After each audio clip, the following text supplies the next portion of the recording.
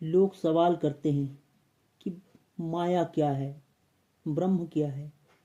कहीं नेट में, किताबों में, किन्हीं चतुर सुजान से भी सुन लिया होगा, कहानी कथा में। अरे जब हम खोजने जाएंगे तो निश्चित ही वो माया है। अब माया का मतलब जो है ही नहीं, उसे हम खोज रहे हैं। अब आप कहेंगे कि हमने पूछा था भगवान के बारे में, अब भगवान है ही नहीं कहते हो, सभी कह रहे हैं। नहीं, तो खोजना नहीं है, हमें समझना है। अगर हम खोजने जाते हैं, चतुर सुजान बोलता है कि कहीं मंदिर में है, कोई बोल रहा है कि हिमालय में है, कोई बोल रहा है किसी और चर्च में है, तब की बात है कि ये माया है। माया का मतलब जो है ही नहीं, समझना बड़ा कठिन है। हमने किताब में पढ़ लिया कि ऐसा ऐसा ज्ञान होता है, और फिर हमने समझ लिया कि हाँ भाई ज्ञान हो गया। माया यही तो है कि जो है ही नहीं, जिसे हम समझना चाह रहे हैं।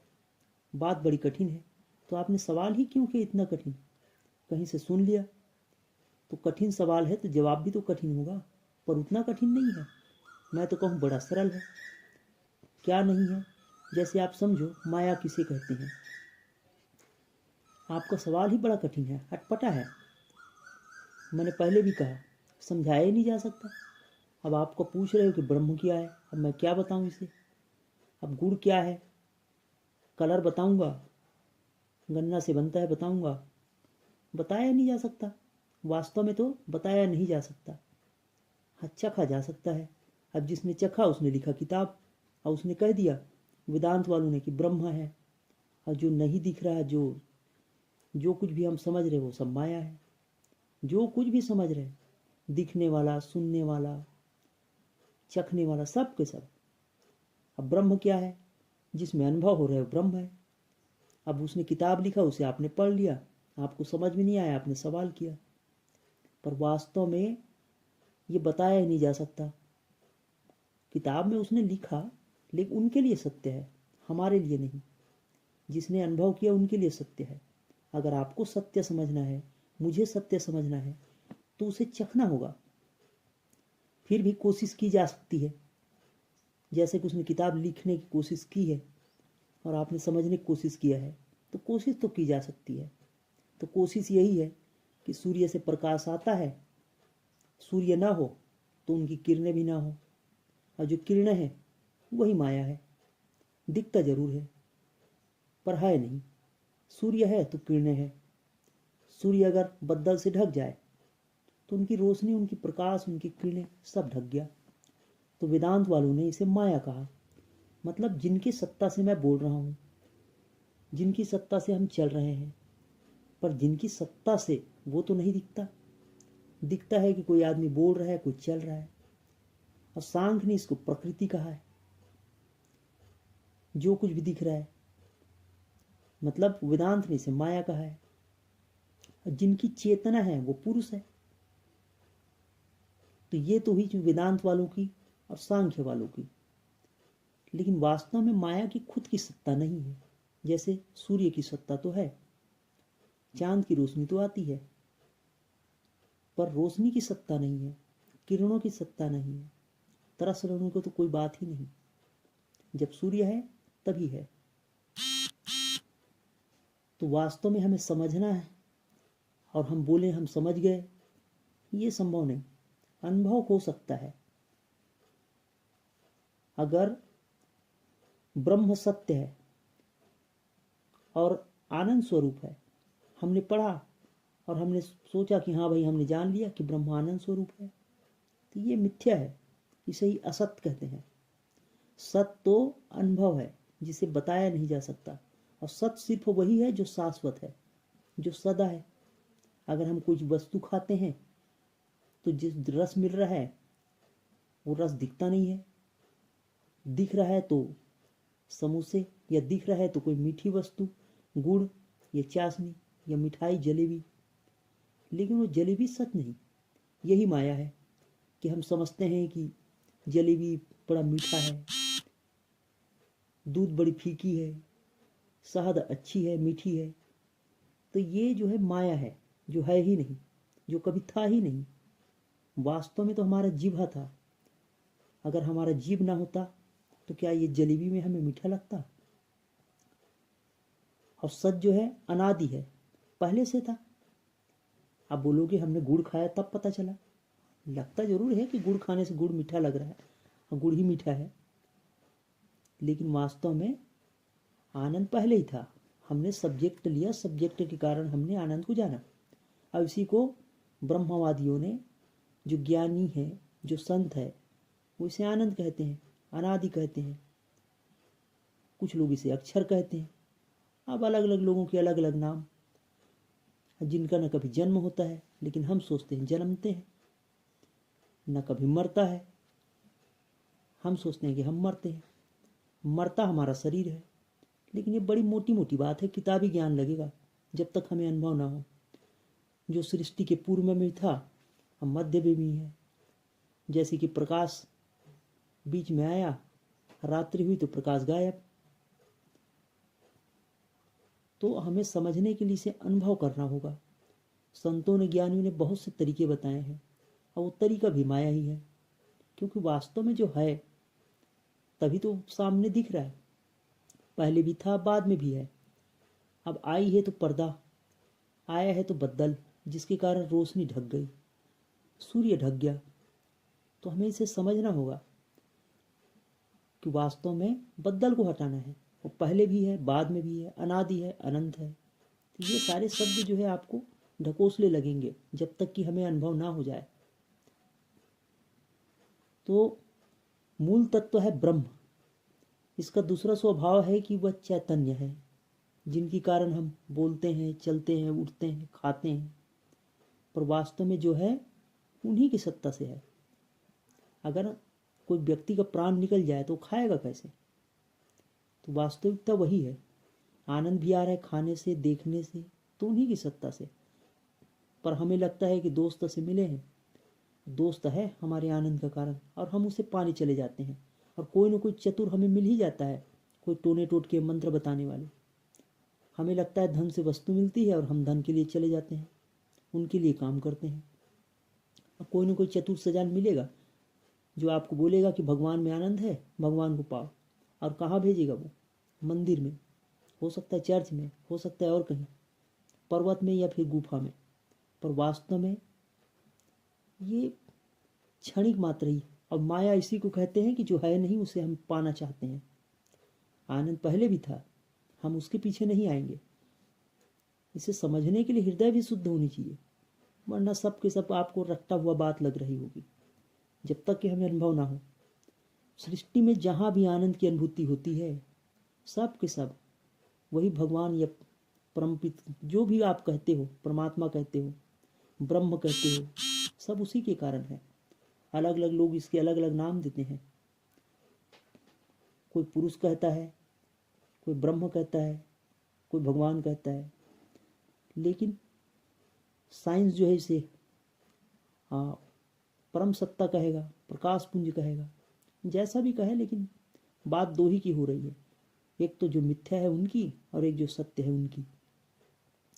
जड़ में आनंद नहीं है, जड़ पदार्थ में आनंद होता ही नहीं। सृष्टि के सभी पदार्थ उसी परम सत्ता की माया शक्ति से होती है, जो बनते हैं, बिगड़ते हैं, और उनकी सत्ता को स्वीकार नहीं किया जा सकता। जैसे इस सृष्टि में एक दूसरा तत्व भी है, वही दूसरा तत्व को माया कहते हैं, जिनकी कोई सत्ता ही नहीं। पर वास्तविकता है सूर्य, उनकी किरणें हैं नकली, जो असत्य है। ब्रह्म समय ये सत्य लग रहा है। जब हम जान जाएं कि आनंद तो अपने आप है, जैसे रात्रि के स्वप्न में सोए हैं, स्वप्न देख रहे हैं, कोई सब्जेक्ट है ही नहीं, पर आनंद मना रहे हैं। हम खा के हम आनंद उठाते हैं, मित्र से मिलके गदगद हो जाते हैं। हमारे धन खो गए, हम दुखी होते हैं। वही मिथ्या है, उसे ही माया कह सकते हो। तो इस तत्व को वेदांत ने माया कहा है, और यह माया उस ब्रह्म की ही एक सनातनी शक्ति है, जो उसी में निहित है, उन्हीं के कारण है। ब्रह्म से ही प्रकट हो रहा है, परम सत्ता से ही प्रकट हो रहा है, और होकर पुनः उसी में विलीन हो जाती है। इसलिए इसका अपना कोई अस्तित्व नहीं है। इसी कारण से इसे असत्य कहा जाता है। यह दिखाई दे रही है, जो कुछ भी दिखाई दे रही है, दिखाई तो देती है किंतु उसका कोई अस्तित्व नहीं। ब्रह्मसी हमें सत्य जैसी भासती है। भ्रम यही है कि हमें लगता है कि हम खा के आनंद मना रहे हैं, पर वास्तव में जलेबी में वो आनंद है नहीं, हमारे अंदर है। वही जलेबी किसी को बुरी लगती है, डायबिटीज जो है, किसी को अच्छी लगती है, और है नहीं वास्तविकता में, इसलिए इसे माया कहते हैं, मिथ्या कहते हैं। जिस प्रकार जैसे शास्त्र वालों ने रस्सी में सर्प की भ्रांति बताते हैं, मतलब अगर हमने सांप को जानते हैं और उससे हम भय पाते हैं तो कहीं पे रस्सी पड़ी है, उसे हम सर्प समझ बैठते हैं। जब हम अनुभव कर ले तब समझेंगे कि ब्रह्म ये है, भगवान ये है। नहीं तो हम मंदिर में, कोई मस्जिद में, कोई गुरुद्वारे में, कोई मंगलवार को, कोई बुधवार को अलग अलग अपने अपने देवता मनाते रहेंगे और बोलेंगे हमारा भगवान बड़ा है, और हम लड़ते रहेंगे, मिटते रहेंगे। और कहीं किताब में सुन लिया तो फिर बोलेंगे, पढ़ लिए तो फिर बोलेंगे कि हम तो परम ज्ञानी हो गए, हम जान गए। जब तक हमें अनुभव ना हो तो ये ठीक वैसे ही है जैसे संतों ने उदाहरण दिया मृग मरीचिका का, और हम उसके पीछे दौड़ते रहेंगे। जैसे चांदी जैसा दिखने वाला घोंघा होता है, उसे हम चांदी समझ बैठेंगे, पर है नहीं, सत्य नहीं है। सत्य भले लगता है आपको, सत्य भले हमें लगता है न, पर वास्तव में है नहीं। इसीलिए वह सत्य दिखाई देते हुए भी असत ही है। इसी को मिथ्या कहा जाता है, किंतु उसे असत भी कैसे कहा जाए, क्योंकि वह दिखाई दे रहा है। अब आपको लगेगा जो दिखाई दे रहा है वह असत कैसे होगा, उसे न सत कह सकते हो ना असत कह सकते हो। जब तक कि हम समझेंगे नहीं, हम सत ही समझते रहेंगे, पर सत है नहीं, उन्हीं की सत्ता से हो रही है और हमें दिखाई देता है, इसलिए हम सत समझ बैठते हैं। तो आपने समझ लिया कि मिथ्या क्या है, इसी को माया कहते हैं, और ब्रह्म क्या है, इसी को परमात्मा कहते हैं। अब हम मंदिर में खोजने जाएंगे, यह भी एक माया ही है, यह भी एक भ्रम ही है। जब तक कि हमारे हृदय शुद्ध न हो, हम अंदर ना आ जाए, जब तक कि हम इसे जान न ले कि गुड़ में मीठा नहीं है, मीठा तो हम में है, तो हम समझ जाएंगे, तब हम जान पाएंगे। तो सवाल बड़ी अटपटी सी है, आपने सुन जरूर लिया, पर मुझे लगता नहीं कि हमें समझ में आया हो। आपने सुन जरूर लिया, कुछ लोग तो पहले ही भाग गए, सुने ही नहीं। तो ऐसा करो, हमारी बहुत सारे शिविर होती है, जिसमें कैंप होती है, जिसमें हृदय शुद्ध करने की बहुत सी युक्ति बताई जाती है। आप कहोगे वास्तव में तो युक्तियों से होता नहीं है, सब मिथ्या है, वास्तव तो हम ही हैं।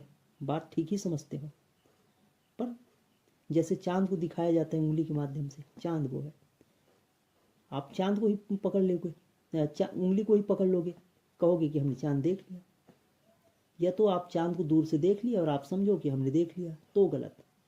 ये तरीका है कि चांद वहाँ है, जो भी युक्ति बताई जाएगी पर काम करेगी। हटाना है पर्दा को, तो यही युक्ति है, खास विधियाँ होती है। हिमालय में भी कैंप लगता है हमारा। तो डिटेल जानने के लिए आप स्क्रीन पे आपके व्हाट्सएप नंबर दी जा रही है, इसमें आप SMS कर सकते हो। अब फ़ोन करके आप सवाल नहीं करना, सवाल करोगे तो आपको सत्संग में, वीडियो में ही आपको बताई जाएगी। बहुत से वीडियो है, बहुत से सत्संग है, सुनो, समझो, अपने गुरु से इसका अर्थ पूछो, मिथ्या क्या है, माया क्या है, भ्रम क्या है। अच्छा है, आपने पूछा तो सेवा का अवसर मिला, अच्छा ही किया, पर फ़ोन में बताया नहीं जा सकता, और बताया भी गया तो जैसे अभी बता रहे हैं, आप सुन रहे हो, एक कान से सुना है, दूसरे कान से निकाल रहे हो।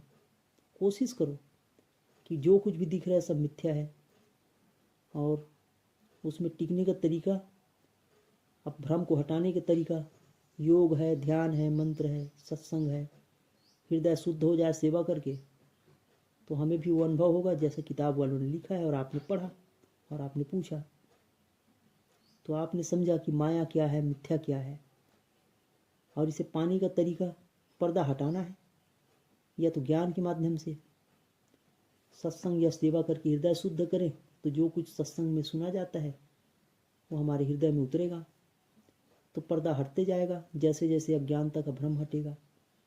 नहीं तो हम सोचेंगे कि फिर ये नदी पवित्र है, वो मंदिर है, यहीं मिलेगा। जबकि सच तो ये है कि वो नदी इसलिए पवित्र हो गई कि कोई वहाँ पे अनुभव किया हुआ व्यक्ति बैठा था, उसने नहाया था। यह भी तो हो सकता है। तो धन्यवाद, आप आए, सेवा का अवसर दिया। मिलते रहिए, और कोई सवाल हो तो कमेंट में पूछते रहिए। धन्यवाद। परमात्मा से प्रार्थना करते हैं कि आप सच में आप जो जानना चाहते हो आनंद और शांति को जानो।